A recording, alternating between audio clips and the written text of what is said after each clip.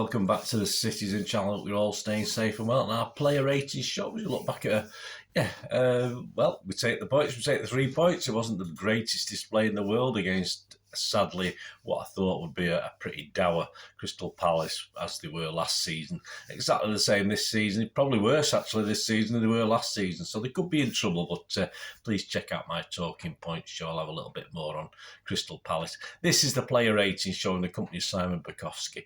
Palace 0, City 1, of course, on the 11th of March 2023. So we'll zoom through that and have a look.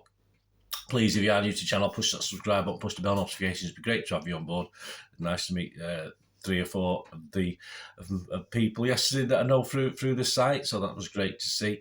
And of course, if you are pushing buttons or you're not pushing buttons, you just push that little like button. I'm trying to get 25 likes. It's not a massive target, guys. If you can help me towards it, it'd make me really happy. It will make me happy. Simple as that. So you can give us a little thumbs up for this vlog, much appreciated. As I said, please spread the word if you are new to the channel, and hope you enjoy it. Right, the ratings, let's get on with it. I say I can do all my talking in my talking points show, can't I? Well, within reason. You don't want me to waffle on, do you?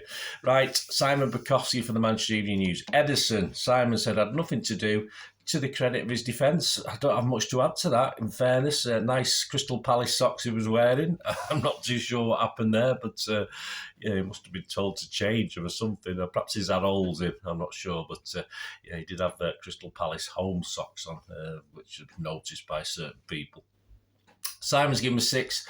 I can't give him more than a 6. I'll have to go with that. Stones, yeah, good to see it. Good to see him back, says Simon. It was. I'm not too sure where he was supposed to be playing, though. That's the only problem. But again, there'll be more of that. Although never ideal to see him so far up the pitch with his back to goals, said Simon. I agree. And he's given me 6. I'll have to give him a 6 as well. I just thought it was an odd role for Stones. Not quite a double, triple, quadruple pivot, was it? With Gundo and Bernardo and Rodri sort of around that midfield place. And he was sort of playing right wing back, trying to get forward. His crosses weren't great. So just an unusual role for Stones. I'm not going to have a go at him because obviously Pep asked him to play a role. I don't think it was quite the right one on the day. Akanji makes a tremendous knack for intercepting through balls with the unfortunate bit of giving the ball away when he shouldn't. Yes, I'd give a 6. I'll give a 6, not because I particularly think he gave the ball away that much. I didn't see it that often. As I say, we were there. If you're there, sometimes you miss things. Perhaps Simon noticed things I didn't, but or vice versa. But it did okay for me. I didn't see any big problem on a night when the defence really... never really got that far to him, did it? I think people like Rodri and Gundo were sort of cutting the ball out, so nothing wrong with the Akanji's performance. I didn't see anything too drastic. So 6 from Simon, a 6 from me. Diaz, Simon said, calm, composed, but never casual. Diaz didn't let anything past him all day. I'd have to agree with that. Simon's given him a 7. He led things. I just want to see Diaz at the centre of defence from now till the end of the season, then to the Champions League final, hopefully. Whether it'll happen, I don't know. But yeah, I just thought he'd led things as you'd expect against a pretty dull Palace attack, and he did what he had to do. So I've given him a 7 as well, and Simon gave him a 7. Aki, very good against Simon, pushing forward into the box and generally sound defensively, albeit booked for one late lunge. Simon's given him a 7. Again, I'm getting a bit repetitive here today. I don't like agreeing with Simon all the time, but I give him a 7 as well. For me, not too much in attack, but what was asked of him in defence, he did, including the odd tactical foul. So we do miss Fernandinho, don't we? But it's nice to see a couple of our guys doing those yesterday as well. That was helpful. Rodri, Simon said, went close early on and never stopped pushing City forward in search of a goal.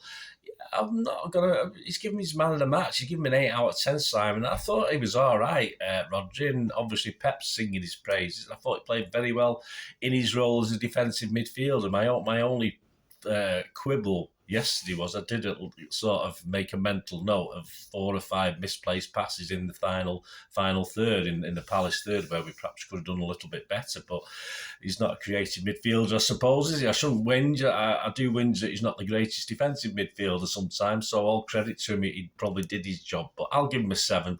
Simon give him an 8. Gundo pushed close to Haaland and linked well while being aware of any danger that needed attention behind it. Yeah, it was a packed midfield, wasn't it? He played okay. Simon's given him a 7. He tried to fill that creative role. Didn't always work, but it's not always easy against a team like Palace who played their sort of tactics. So I'm going to give him a 7 as well. I think he thoroughly deserves that, Gundo. Bernardo, all-action performance, ticking off a range of positions, did well in every role. I've just watched very brief highlights this morning. Perhaps I'm being a little bit down on him. I thought it's not one of his greatest games, but it's, as you say, when you Palace packing and man marking, etc., it's very, very difficult. I mean, Simon's given him a 7. I thought it was a solid performance. I just thought it wasn't one of his better ones, but he never stopped. Of course, he didn't. He almost got 3 once or twice where it mattered in and around the box, but didn't quite work. But yeah, I suppose I'll give him a 6.5. I'll stick with that, although I might have edged it to a 7. But I've only watched brief highlights this morning. He looked very lively, a lot livelier than I remember last night. Foden looked the liveliest City attacker on the ball, said Simon, and tested Guita, although also gave the ball away cheaply. Yeah, passing completion percentage about 87%, I think, which isn't the highest we do, but it's not too bad. But yeah, I mean, it was mainly the way Palace played, I think, that caused that. Simon's given him a 6. I'll be a bit more generous. I'll give him a 6.5. Obviously, nowhere near as good as the last couple of games, where for me he's been man of the match and for most people. But obviously, he went off. I'm hoping that it wasn't to rest his foot, and it was a tactical change. Pepper's implying it was, that he did plan it a lot earlier. So hopefully that all right. But Foden was fine. So he still looked lively, but said it was a very difficult team to play against yesterday. Grealish, Simon said his ability to create space was excellent. It was. His final product to make the most of space, not so much. I'd have to echo that. Simon's still give him a 7. I've given him a 6.5. I think that early miss really, you know me, I've always banged Grealish's drum, even last season when everyone was slagging him off. And then this season I went off him a little bit. I didn't think he was quite doing it. And I think he's playing okay at the moment. But, you know, when you create that opportunity driving into the box, which he did very early on, he's got to put that shot on target. You know, he just pulled it wide, didn't give the keeper anything to do, and yet he beat 2 or 3 Palace players, sort of left them looking at him. So he needs to do it. He needs to take those chances. So I say I'll give him a 6.5, but I say it was a bit that's what disappoints me about Grealish. I think we called him the nearly man on this thing, you know, obviously Bolt from the Blue, stuff like that. I've called him the nearly man. And again, a bit like that yesterday. He was okay, he was fine, did okay, but too many of these performances for me, and they are what they are, and he is playing well, but he just needs to go that little one step better and actually start scoring and assisting a little bit more. Haaland, a really poor miss in the first half, said Simon, when fed by Aki. This is what we bought him for. We bought him to score those sort of goals on the edge of the 6-yard box where he, you know, the defender, right, he was there, but Haaland had a nice touch on it and flicked it over the bar. You could see what he was doing, but really, that's what we bought him for. Very, you know, we can't complain, can we? 33, 34 goals, whatever it is so far. But in tight games like against Palace, we knew it was going to be tight. That had to go in and it didn't. But Simon's given him a 7. He said he was almost trying too hard to redeem himself, but that's what Haaland does. And he took the penalty well, yeah. So Simon's given him a 6. Yeah, because I think he'd scored in 5 at half time, and then obviously he gave him an extra point for scoring the penalty. But I'll give him a 6.5. A couple of little ricochets that didn't quite fall for him. And he was, for me, yeah, a bit of a lummox in the box, and that's what he was, without being too smooth or classy. But he scored the penalty, so I'm not going to be too down on him for that. But as I said, a crucial time early in the game. If he'd scored that goal, Palace would have had to come out a little bit more, and perhaps that would have been a bad thing. Perhaps we might have struggled a little bit more, but he's got to put those chances away. Substitutes, Alvarez for Foden on 58. Simon said, did better at creating shooting opportunities and taking them. Give him a 6. Yeah, I'm going to give him a 6. I mean, he could have been a hero, couldn't he? No, I mean, that was a superb turn on the edge, towards the edge of the box. But he does like to score goals high into the net. I've noticed this. Even if he's close in, they seem to go high into the net, into the roof of the net, and that's what he does. I've seen some cracking goals for River Plate, and he scored some good goals for us, of course.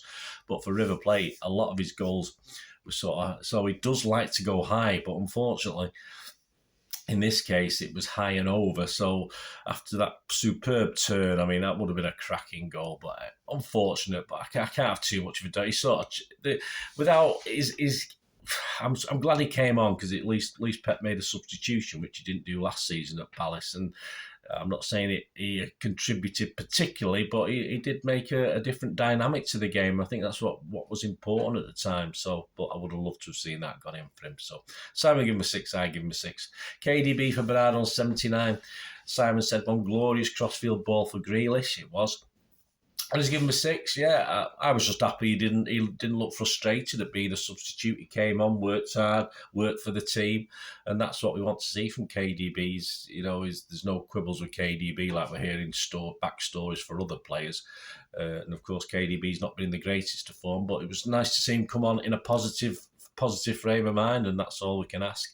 Well, and finally we had Walker, didn't we? Mr. Trouble himself, Walker for Stones on 89 minutes. The only thing I can probably say about this is no mark from Simon or me, is he did keep his shorts on, so that was a bonus, wasn't it? Well done, Mr. Walker.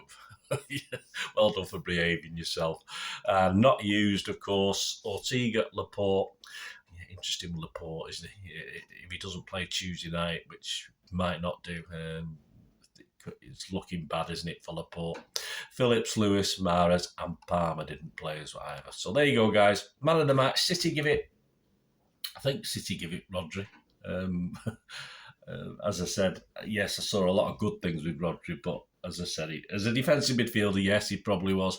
I'm just going to give it Diaz. I just thought the leadership he brings and the organisation and calmness he brings to the defence against a team that didn't really marvel us that much. I was just happy that Diaz was there, so I'd probably give it Diaz, but I'm struggling. I was struggling last night, guys. Let me know what you thought anyway of your man of the matches. As I say, some people gave it Phil Foden and stuff like this, but anyway, as I said, I'm unsure. I'll give it Diaz, but with no real certainty about that one last night. Let me know what you think anyway. Let me know your player ratings and thoughts. It'd be great to hear from you. And of course, I'll be doing the Talking Point show very soon. I'll be getting this out and then waiting 2 or 3 hours until doing the other one for you. So if you can also give that a watch, it'd be much appreciated. And coming soon, of course, tomorrow, as I'm recording this, on Monday will be the Leipzig preview. So please tune in for that as well. See how they've been doing since we played them, and see how the match against Palace will possibly affect us for that Leipzig game. And interesting to see what Pep's going to pick as his 11. I said Laporte's an interesting one, isn't it? If Laporte's going to get a go. I mean, obviously we've got Burnley coming up as well, but I think it'll say a lot about Laporte on Tuesday night as well. If Pep plays him or he doesn't, which is a big possibility. Anyway, join me for that, guy, and join me for the Talking Points on the RB Leipzig review. Preview. Great to hear from you and great to see you then. Thanks for watching, guys. Until we meet again, that's one thing, don't I? Please stay safe, Blues. Come on, City. I'll follow you everywhere. Bye for now.